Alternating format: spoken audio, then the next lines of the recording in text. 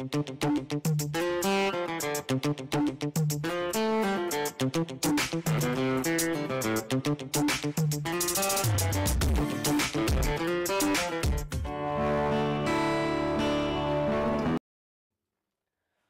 दर्शकबिन, म राजु ढुङ्गेल। टिबिसी कार्यक्रम अन्तर्गत मनका कुरा सेगमेन्टमा यहाँहरूलाई स्वागत छ। आज मसँग हुनुहुन्छ ताजपुनियाको अस्ट्रेलियामा बसोबास गर्दै आउनुभएका श्री तीर्थराज राई र उर्मिला राई हुनुहुन्छ। उहाँहरूलाई स्वागत छ यो कार्यक्रममा। नमस्ते। सन्चै हुनुहुन्छ? सन्चै छौँ। अहिलेसम्म ठिकै चल्दैछ? ठिकै छ। हजुरको जन्म चाहिँ भुटानमा कुन ठाउँमा हो? मेरो साम्ची डिस्ट्रिक्ट टेन्डु ब्लक जुम्सा गाउँ हो। हजुर, यो कुन डिस्ट्रिक्टमा पर्थ्यो? यो हामी बसेको हजुर साम्ची डिस्ट्रिक्ट। साम्ची डिस्ट्रिक्ट। हजुर हजुर। अनि त्यहाँबाट चाहिँ हामी बसे। म सानो हुँदाखेरि चाहिँ गेलेफुको भुर गाउँ भुर ब्लक पर्थ्यो हाम्रो। भुरमा बस्नु। हजुर। अनि त्यहाँदेखि चाहिँ हामी भुरदेखि चाहिँ नेपाल। हजुर। 1990मा चाहिँ हामी नेपाल आयौँ। हजुर। नेपालबाट चाहिँ फेरि अस्ट्रेलिया 22औँ वर्ष बसेर त्यहाँदेखि अस्ट्रेलिया अगस्ट 13, 2013मै हामी यहाँ आयौँ। तपाईँलाई भुटानमा को याद कतिको आउँछ? आफ्नो घर गाउँ छरछिमेकी याद आउँछ नि। अब भुटानमा हामी सबै खेती किसान गरेर बसेको मान्छे हो। हाम्रो जग्गा जमिन थियो, बार बगान थियो, सबै कुरो थियो हामीसँग। तर अब त्यो हुँदा पनि अब दुर्भाग्य हामी नेपाल आउनु पर्यो, शरणार्थी जीवन बिताउनु पर्यो। के कारणले निस्किनु भयो त भुटानबाट चाहिँ? भुटानमा हामी त खास गरी हामी 1 नम्बरै नै हो। तर के भयो, आमाको सेन्सेस बिग्रियो भने हामी त त्यस्तो मसिनै थियौँ। अनि त्यो कारणले गर्दा हामीलाई मेरो आमा चाहिँ 2 नम्बरै बनायो, मेरो बाबु 1 नम्बरै, हामी सबै 1 नम्बरै भयौँ। त्यसले गर्दाखेरि चाहिँ हामी मण्डलले, हाम्रो भुर मण्डलले चाहिँ तिमीहरू जानुपर्छ, तिमीहरूको यस्तो आउँछ, अब तिमीहरू गएनौ भने यहाँनिर आर्मी आउँछ। त्यो मण्डल चाहिँ डुक्पा थियो कि नेपाली थियो? नेपाली हो, घले मण्डल हो। हजुर। अनि त्यो कारणले गर्दाखेरि चाहिँ हामी भुटानबाट नेपाल आउनु पर्यो। हजुर। हजुर। कति वर्ष बस्नुभयो क्याम्पमा? क्याम्पमा तपाईँको 22 वर्ष जस्तो चाहिँ त्यहाँ क्याम्पमा 22 वर्ष शरणार्थी जीवन बिताइयो। हजुर। कष्टपूर्ण जीवन बिताइयो। कष्टपूर्ण जीवन बितायो भनौँ न। जस अब संस्थाले चाहिँ हेऱ्यो हामीलाई, होइन, संस्थाले हेऱ्यो अलिअलि। हजुर। र पनि धेर थोर पुग्थेन। हजुर। अच्छा, हामी फेरि भुटानतिरै फर्क्यौँ न। भुटानमा चाहिँ तपाईँ के गर्नुहुन्थ्यो? भुटानमा त हामी मसिनो थियौँ। हजुर। त्यस्तै अब कोही बेला घाँस दाउरा यस्तै गाई गोठालाहरू गरेर हामी जीवन बितायौँ। खेतीबारी गरिन्थ्यो, होइन? त्यहाँ चाहिँ तपाईँको त्यहाँ खेलेका पाखाहरू छन्, वीर पाखाहरूमा कति खेलियो, कति रमायो, ती यादहरू त आउँछ नि अहिले पनि? आउँछ नि। हामीलाई त्यसो त हामीलाई सबै कुरोको याद आउँछ नि। अब त्यहाँ खेलेको सबै यतात्यता आफ्नो छरछिमेकी, आफ्नो बार बगान, साँझ सिमाना सबै थाहा छ अहिलेसम्म हामीलाई। अहिले तपाईँलाई भुटानमा तपाईँको छिमेकीहरू को थिए? मेरो छिमेकीहरू त्यहाँ लगभग 5 घर जस्तो चाहिँ यहीँ बसे। हजुर। त्योभन्दा अरू चाहिँ हामी सबै नै निस्क्यौँ। सबै त्यस्तै अब कोहीलाई के भन्ने, कोहीलाई के भन्ने, त्यस्तै भएर हामी सबै निस्क्यौँ। अहिले कोही चाहिँ नेपालबाट अमेरिका पुगे, कोही अस्ट्रेलिया पुगे, कोही माथि क्यानाडातिर पनि छन्। सबै छरछिमेकीहरू बाँडिएर बस्यौँ र है, कहाँ पुग्यो। हजुर। र मेरो आफ्नै परिवारको पनि मेरो बहिनी अहिले अमेरिकामा छ। अमेरिका कुन ठाउँमा? अमेरिकाको ओहायोमा हुनुहुन्छ। हामी एकै ठाउँ सात सिमाना भएर बसेका हामी नेपाली भुटानीहरू आज आएर विभाजन भएर क्याम्पमा विभाजन भयो। त्यसपछि त्यहाँबाट पनि फेरि अझै विभाजन भएर कुन कुन देशमा पर्यो है। अझै हामी त्यहाँबाट पनि विभाजन भयो। अब खै के गर्नु र अब त्यस्तै छ सबैको होइन। यो किस्मतमा के लेखेको छ त्यो भएरै छाड्छ हजुर होइन। त्यसै रहेछ। जस अहिले त आनन्दै छ, ठिकै छ, अहिले त आनन्दै छ यहाँनिर त, र पनि हामीलाई भुटानको मायाले सताइरहन्छ, पोलिरहन्छ। हामीलाई भुटानले अन्याय गर्यो हामीमाथि, हामीलाई बलजफ्ती धकेल्यो, देशबाट निकाला बनायो। हाम्रो पिता पुर्खाहरूले चाहिँ त्यहाँनिर खुन पसिना बगाएका थिए, जुन फल प्राप्त गर्ने बेलामा चाहिँ हामीलाई बाहिर खेदाएर अब भन्नै पर्दा मैले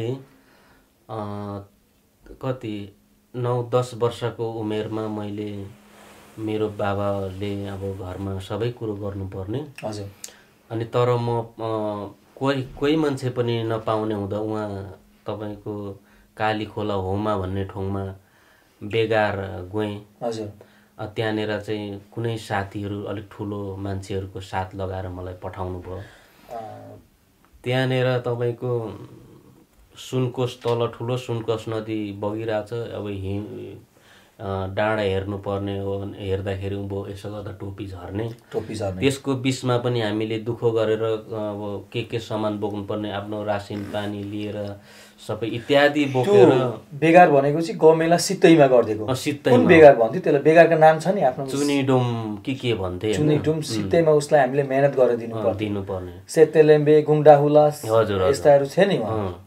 त्यो चाहिँ हामीले फ्रीमा हजुर गभर्मेन्टलाई गेलेफुदेखि उहाँ पुग्नु पर्थ्यो। थोरै टाढो हो। अनि त्यस्तोमा पनि हामीले दुःख गऱ्यौँ, त्यत्रो हामीले भुटानमा।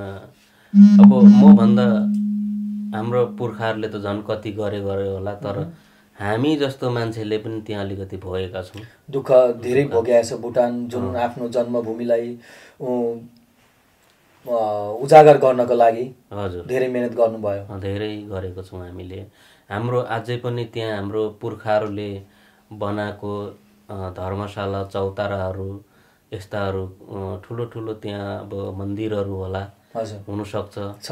मैले सुनेको छु चेङबारीमा एउटा शिवलाय मन्दिर छ अरे, अनि साम्चीमा एउटा शिवलाय मन्दिर छ अरे। पहिला हाम्रो पुर्खाहरूले बनाएको मन्दिरहरू अहिलेसम्म हाम्रो इतिहासहरू त्यहाँ छ। अहिले पनि हामीले लगभग भुटानको कुनै पाखा पखेरामा खोज्यौँ भने हाम्रो पुर्खाहरूका हाडखोडहरू अझै भेट्न सकिएला, भेटिन्छ नि, उहाँहरूले मेहनत गर्नुभएको। हजुर। अनि त्यस्तो छ। मेरो त खुदै मेरो दाजुभाइहरू सबै भुटानमा छ। हजुर। मेरो बाबा खालेहरू 7 भाइ हो। हजुर। मेरो बाबा यहाँ आएर खस्नुभयो। हजुर। मेरो सन्तानहरू सबै भुटानमा छ। अहिले पनि मेरो बाजेले बनाएको ढुङ्गाले बनाएको घर अहिले पनि गएर हेर्न सकिन्छ। तर अब समय सालमा भगवानमा चाहिँ हामीले एउटा आस्था राखेको छौँ, र भगवानमा हामीले सम्झना एउटा भनौँ केही राखेको छौँ। म पनि कुनै दिन गएर मेरो भुटान देश हेर्नु पाऊँ। हाम्रो यहाँका लङसिस्टानका भुटनिस दाजुभाइहरूले पनि गएर हेर्नु सकोस् इतिहासहरू भन्ने हामीले पनि धेरै ठुलो सोचेको छौँ। हजुर बोल्दै भयो भने म यहाँ त बहिनीलाई सोध्नु पर्यो, हजुरको चाहिँ जन्म भुटानमा कुन ठाउँमा हो? मेरो पनि साम्ची नै हो। हजुर। साम्ची डिस्ट्रिक्ट साम्ची, डिभिजन सिप्सु, गाउँ टेन्डु ब्लक, फिता गाउँ, ब्लक टेन्डु। हजुर। कस्तो थियो माइती गाउँको अवस्थाहरू? माइती गाउँको अवस्था त राम्रै थियो त्यति बेलाको जमानामा। अहिले झलझली आउँदा त्यतै गएर बस्नु जस्तै हुन्छ। मेलापात गएको हैन? मेलापात, साथीहरूसँग गीत गाएको, धान रोप्दा, अनि मङ्सिरमा दाइ नाचेको, अनि के खेतीपाती गरेको याद आउँछ नि अझै। अहिले पनि लगभग त्यतिखेर गीत गाएका एक दुईवटा गाउनु पनि सकिन्छ।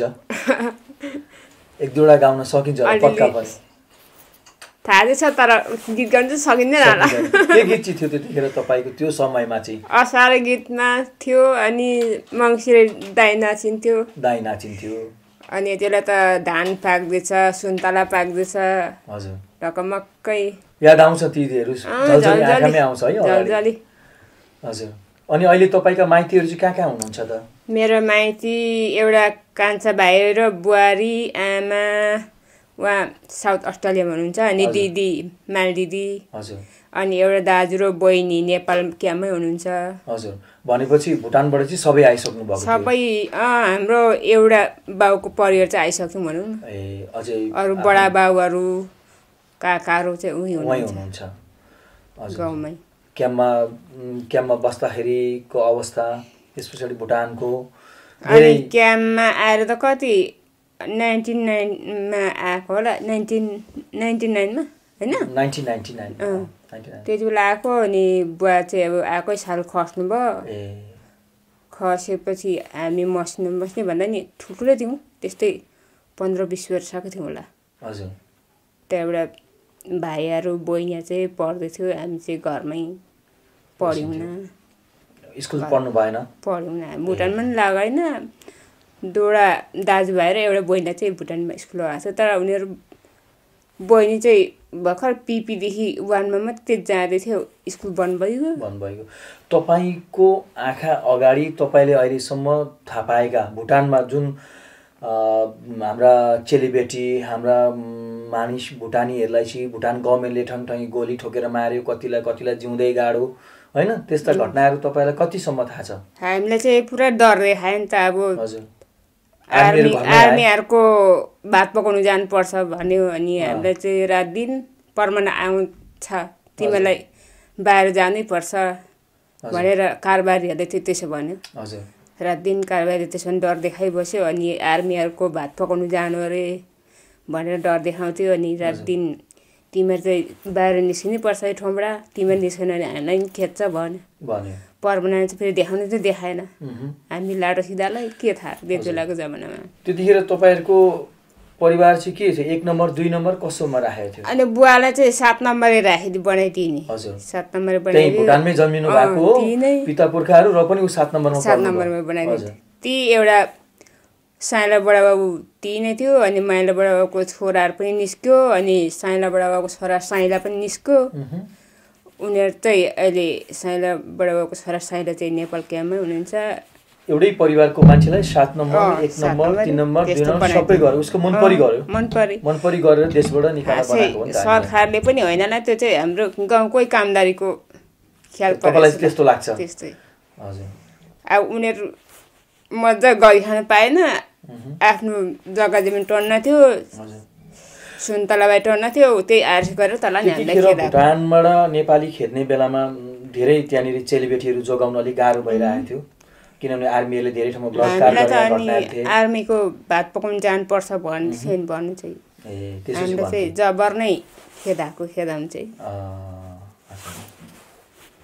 भनेपछि अहिले सम्झिँदाखेरि धेरै दुःख लाग्छ, ती कुराहरू सम्झिँदाखेरि दुःख लाग्छ। के गर्नु, उहाँको बेला खेतीपाती धान पाक्ने बेला भयो, सुन्तला टन्ना थियो, याद आउँछ। अनि क्याम्पमा चाहिँ के गर्नुभयो? क्याम्पमा त केही न केही, क्याम्पमा 22 वर्ष बसुन्जेली के गर्नुभयो? केही गरिन, अलिअलि यसो स्कुलको गरेर धाइन्थ्यो, अनि घरमै बसिन्थ्यो, यसो दाउरा खोज्नु गइन्थ्यो, जङ्गलतिर पसिन्थ्यो। हजुर, त्यति। क्याम्पमा चाहिँ को थिए छिमेकी? क्याम्पमा थियो नि हाम्रो आफ्नै पढ्नेहरू थियो। अनि कोही युएस गयो, कोही डेनमार्कतिर गयो। हजुर, कुन क्याम्प कुन सेक्टरमा? हाम्रो बेलडाँथीको सेक्टर सीमा। सेक्टर सीमा। हजुर, धेरै छिमेकीहरू थिए, त्यहाँबाट पनि बाँडियौँ। हजुर, भुटानबाट एकखेप छरछिमेकी बाँडिएर कता पऱ्यो, फेरि क्याम्पमा आएर फेरि बाँडियौँ, फेरि कता पऱ्यो, अहिले यहाँ अस्ट्रेलियामा लन्च सिस्टमको तासमानियाको लन्च सिस्टममा छौँ। त्यहाँ फेरि अर्कै ठाउँको छिमेकी भइयो। अब यता तपाईँलाई सोध्नु पर्यो फेरि, तपाईँले चाहिँ क्याम्पमा के गर्नुभयो? म त क्याम्पमा त्यस्तै यसो अलिअलि इँटाहरू ढुङ्गाहरू जोड्ने मिस्त्री काम गर्नुहुन्थ्यो? अलिअलि गर्थेँ। अच्छा, मिस्त्री काम गर्नुहुन्थ्यो। अरू भनेको त्यति केही गरिन्थेन, त्यस्तै हो। अब नानीहरू मसिनो। हजुर, अनि यता त्यताको बेला दोमुकतिर जान्थे, काम गरिन्थ्यो। जे होस्, दुःख त धेरै गरियो नि, दिएको राहतले त हामीलाई पुग्दैन थियो। मिठो मसिनो खानु मन लाग्थ्यो कहिलेकाहीँ, होइन? दुःख त हामीले धेरै नै गऱ्यौँ नेपालमा पनि, तर हामीले अब बिना पैसामा होइन। र पनि मलाई चाहिँ के लाग्छ भने नेपालको दोमक सहर चाहिँ भनौँ लगभग हाम्रो भुटनिसहरूले नै राम्रो बनाए, डेभलप धेरै बनाए, धेरै ठुला ठुला बिल्डिङहरू, राम्रो राम्रो कुरोहरू बनाए। अब त्यो चाहिँ यहाँ चाहिँ तपाईँ कहिले आउनुभयो? कति भयो यहाँ अस्ट्रेलिया आउनुभएको? हामी 2 वर्ष भयो। 2013 आएको।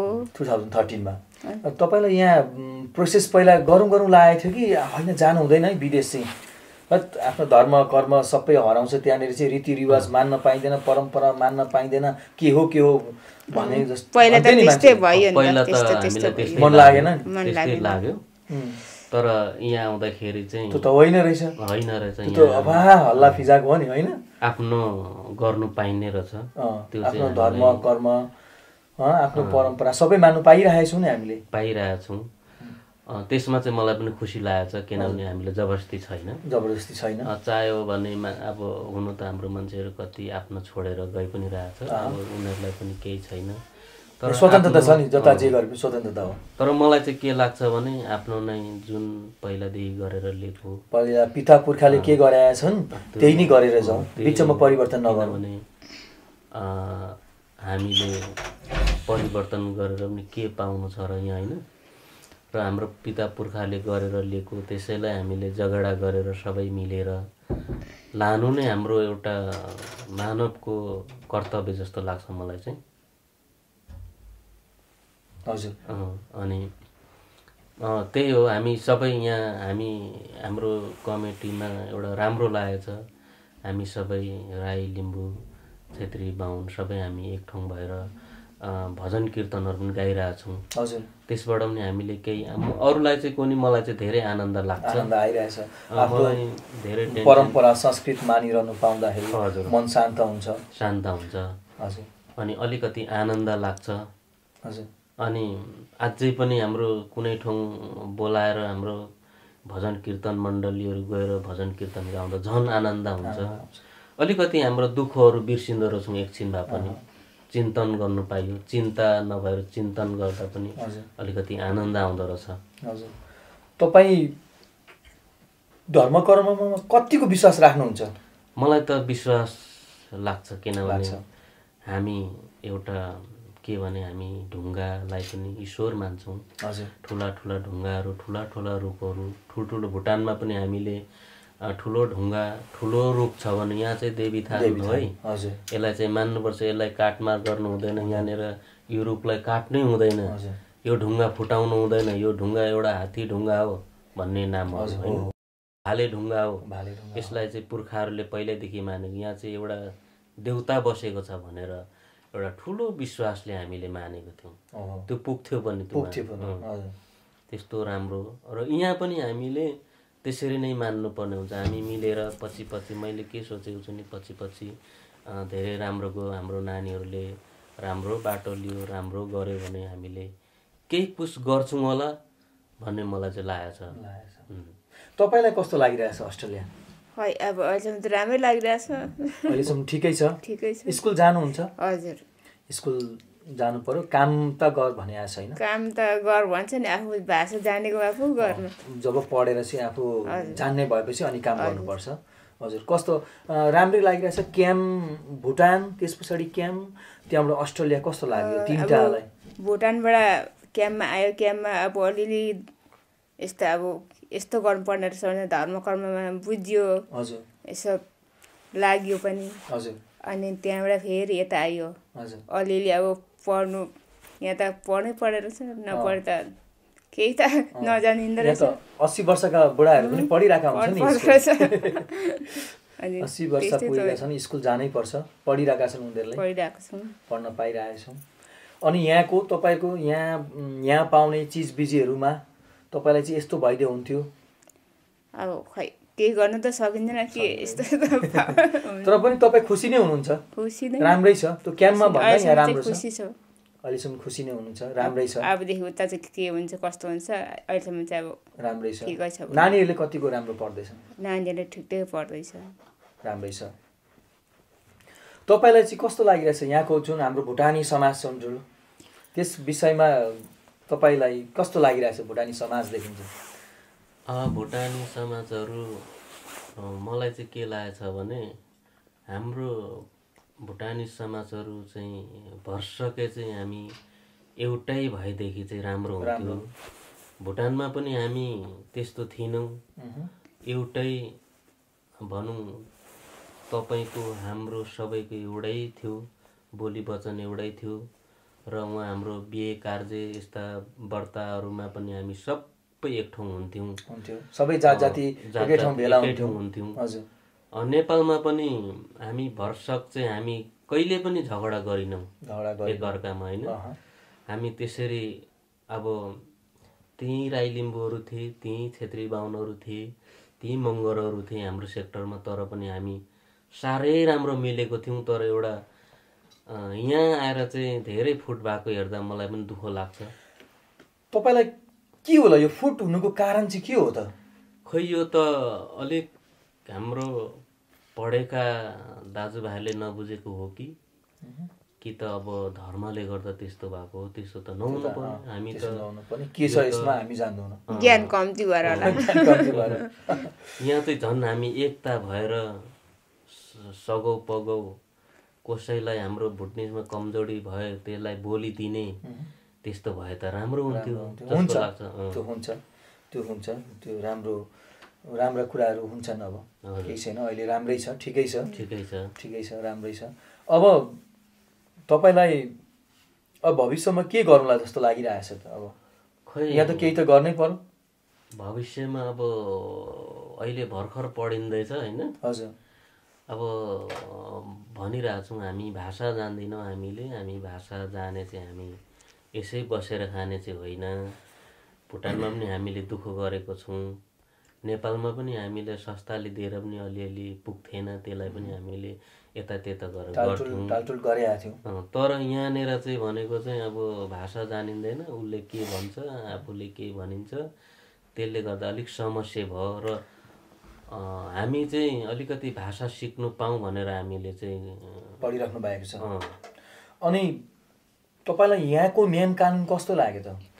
यहाँको नियम कानुन ठिकै लाग्यो मलाई चाहिँ, किनभने लाटा सिधाहरूलाई उनीहरूको पनि एउटा न्याय हुने ठाउँ रहेछ। धनी गरिब छुटिँदैन, त्यो मलाई ठिकै लाग्यो। ठिकै छ, राम्रै छ। तपाईँ यो सन्तोष हुनुहुन्छ? अहिले ठिकै नै छौँ। अब फेरि हाम्रो भविष्य बालबच्चाहरूले पढ्नु पायो, त्यसमा पनि हामी खुसी छौँ। नानीहरूको जे होस् धुवाधुलोबाट जोगिए नानीहरू, होइन। त्यहाँ आज कता गयो कता हरायो, स्कुल गएन भन्नु परेन, स्कुल राम्रा छन् यहाँको, मजाले राम्रै आनन्दले पढ्नु पाएका छन् नानीहरूले, होइन।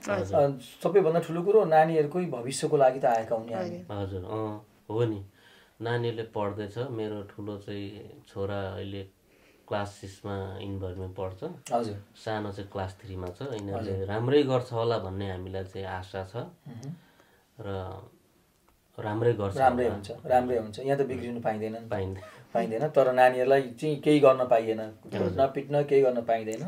फुटबलमा पनि उनीहरू पढ्छन्, स्कुलमा पनि जान्छन्। यहाँका पढाइ एकदम अर्कै खालको छ। उहाँको जस्तो हामीले है कोट पढ भन्नु पर्दैन, उनीहरूको सिस्टम अनुसारले जान्छन्, पढ्न राम्रो छ। भनेपछि तपाईँहरू एकदम खुसी हुनुहुन्छ? राम्रै छ, ठिकै छ अहिलेसम्म। अब तपाईँहरूले क्याम्पमा आफन्तहरू छोडिएका छन् जुन प्रोसेस गर्न नचाहेर, उहाँहरूलाई चाहिँ के भन्न चाहनुहुन्छ? उहाँहरूलाई त हामीले अब भनिरै रहेछौँ, होइन। अब अरू सबै आउँदाखेरि तपाईँहरू नै आउनु होला, दुःख पाए पनि सुख पाए पनि एक ठाउँ बसौँ। अब मिठो मसिनो अब एकै छाक भए पनि हामी परिवार सबै भेला भएर खाँदा मिठो हुन्थ्यो।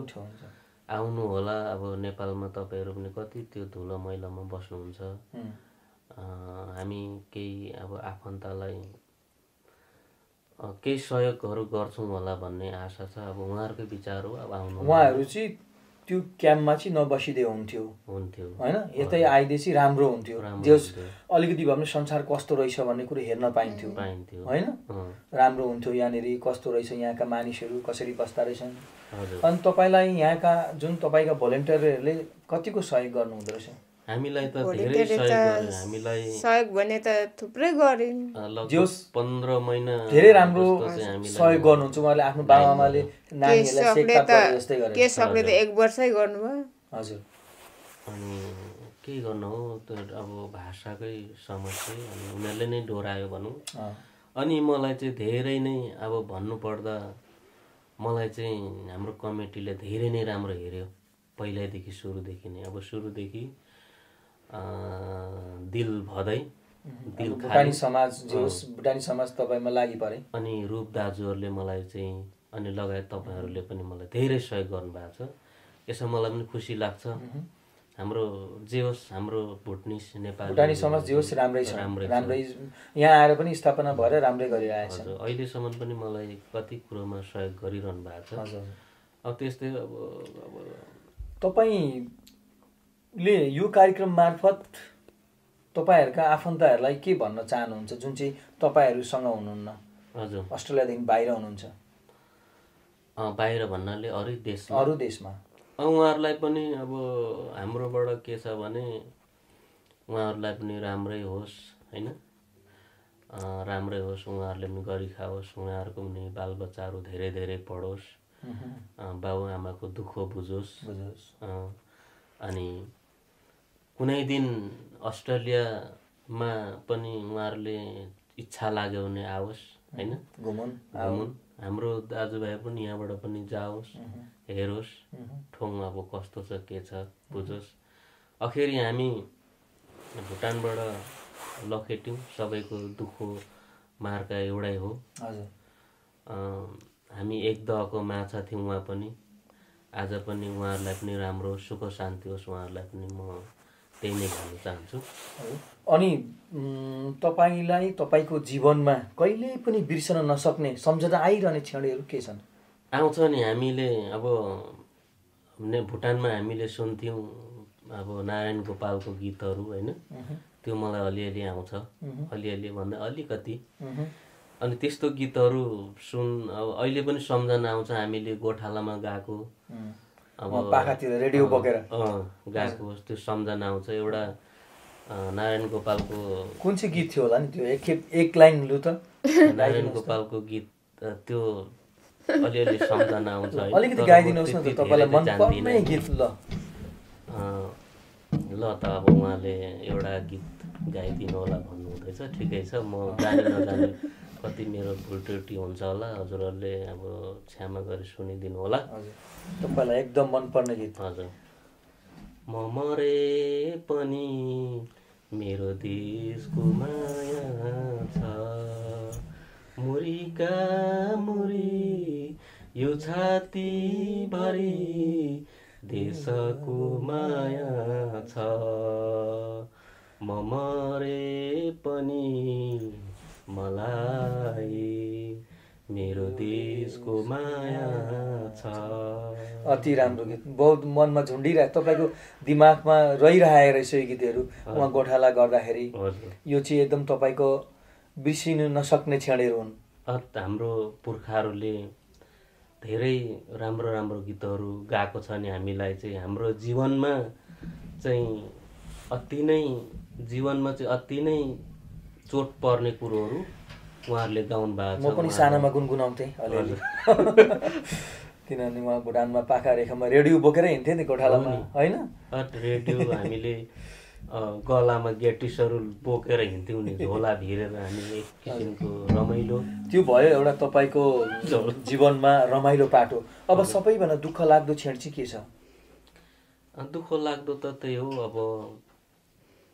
अब त्यस्तै हो। हामी सम्झिँदाखेरि दुःख लाग्छ नि। अब आफ्नो ठाउँ, त्यही ठाउँमा, त्यही गाउँमा, त्यही साथीभाइसँग डुलेको, हिँडेको, घुमेको, त्यही खोला नालामा हिँडेको याद आउँछ। सपनामा पनि बेला बेला पुगिन्छ त्यो ठाउँमा। अनि म त के पो भएछु, कहाँ पो आइपुग्यो भनेर जसँग झिमिझिन्छ अस्ट्रेलियामा होइन। अनि फेरि यताको साथीभाइको सम्झना आउँछ। यति हामी अब यस्तो ठाउँमा अहिले त यो तास्मानियामा मलाई के लाग्छ भने मलाई अलिक चिन्ता बढ्यो भने सट्टै साथीहरूको घरतिर जान्छु र गफसफ गर्छु, आनन्द हुन्छ। अहिले धेरै हामी भुटनिस नेपालीहरू यहाँ भेला भएकोमा हामीलाई पनि धेरै गौरव र साह्रो गाह्रोमा पनि हामीलाई धेरै हेर विचारहरू उहाँहरूले गर्नुहुन्छ र हामी पनि उहाँहरूलाई सघाउँछौँ। त्यसैमा हामी खुसी छौँ। ठिकै छ। आज यो कार्यक्रममा आउनुभयो है, तपाईँहरूका भित्री मनका कुराहरू पोख्नुभयो, हजुर यसको लागि धेरै धेरै धन्यवाद। आगामी दिनहरूमा फेरि पनि भेट गर्दै गरौँ। हजुर उहाँहरूका भित्री मनका कुराहरू त हामीले सुनिहाल्यौँ। हाम्रो आफ्नै कथा व्यथा समेटिएर तयार पारेको कार्यक्रम मनका कुरा सेगमेन्टमा आगामी दिनमा म अर्को एपिसोड लिएर फेरि तपाईँहरू समक्ष उपस्थित हुने नै छु। त्यतिन्जेलका लागि बिदा पाऊँ।